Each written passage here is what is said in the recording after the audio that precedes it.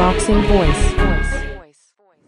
We're here with light heavyweight contender Lionell Thompson for Lionel. Yes, sir. Man, you were getting some work in today with Dennis Douglin. Yep. He's challenging for George Groves in a big fight next month. How are you feeling right now? I know you're in a little bit of limbo trying to get your right promoter, but how do you feel fitting into the light heavyweight division? I feel good. I really don't see nobody really giving me trouble, except for Kovalev, of course. There's a couple other guys, but I feel like I have an advantage with my speed. I got good legs. I don't get tired. I'm fast. I put combinations together. I'm not a big puncher, but I'm a decent puncher where I can get somebody off me. Light heavyweight, I feel like the future is looking bright for me. I really don't see nobody really giving me, trouble. I don't see no light heavyweight out there that can match my speed. Like I said, Kovalev pretty much the only one. I really don't see nobody else. But if I can, I'm gonna try to move down to 68. I'm gonna try. Right. But if I don't feel good, I'm just gonna stay at 75. I feel like either way, I'll be dominant. Now, you fought Sergey Kovalev. Right. I mean, it's no shame in losing to him. He's a great fighter right now. Absolutely, absolutely. But I think you told me off camera that you weren't able to get your full preparation in. Absolutely. And one thing about me, I make no excuses. I took the fight. I knew what was at stake. But in my position, I'm a fighter at heart. Right. I'm a fighter at heart. I believe in myself. I believe I can beat anybody in the world with the right preparation. So me, that was more of a fight where I was trying to prove to myself if I can do this. If you look at my record when I first went pro, I was getting matched pretty tough, and I was beating guys, and guys was like, oh well, I never got credit. Oh, you supposed to beat them, you supposed to do that. So when the fight with Kovalev, I said if I win this fight, I'm gonna take this fight. I thought I can win. I said when I win this fight, they can't say nothing about me. They got to give me my just due. So things didn't go my way. I got stopped in 3 rounds, but it was I take my hat off to Sergey Kovalev. He's a good fighter. Punch like a mule. I got caught with a good shot, and I had 2 weeks to get ready. That was my next question. How many weeks exactly? I had 2 weeks to prepare, but I'm a fighter at heart. I took the fight. I gave it my all. And I got stopped, but that fight showed me a lot. That fight helped me a lot, and if you look what I did after that, I won those hard fights because of that fight. Now, Kovalev obviously has a big fight coming up this 2 weeks against Bernard Hopkins, 2 or 3 weeks.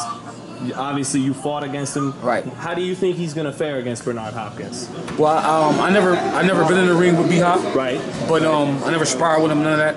But me being there with Kovalev, I can tell you the things that he does great. Kovalev, on camera, he looks basic. Right. He's very slick when you get in there. Like, he's good at cutting the ring off, keeping his distance. Some guys can cut the ring off and they won't punch until they get there. Kovalev cut the ring off and punches at the same time. And that's very difficult to do, and his leverage is still on his punches, and the snap is still white. It's very hard to have the snap and leverage on your punches while you're moving. Right. Kovalev is very good at cutting the ring off, coming forward, and punching all in one at the same time.